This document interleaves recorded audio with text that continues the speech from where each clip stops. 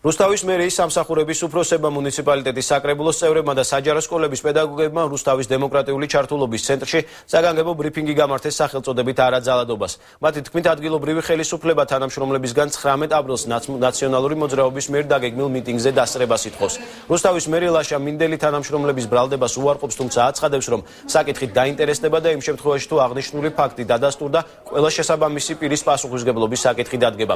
ანალოგიურ ფაქტზე საუბრობს ქუთაისის მე-16 საჯარო სკოლის დირექტორი მერაბ ნუცუბიძე აღნიშნავს, რომ მას ფარული ნომრით ნაციონალური მოძრაობის შტაბიდან დაურეკეს და პედაგოგებისთვის 19 აპრილის აქციაზე წასვლის ხელშეწყობა დაავალეს.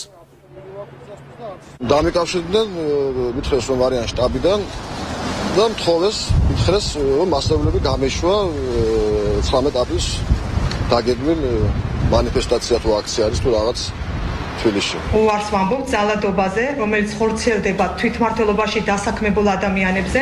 ჩვენ ვემიჯნებით 19 აპრილს ნაციონალური მოძრაობის მიერ ორგანიზებულ მიტინგს, რომელსაც დასწრებასაც გვავალდებულებს და გთხოვს ადგილობრივი ხელმძღვანელობა.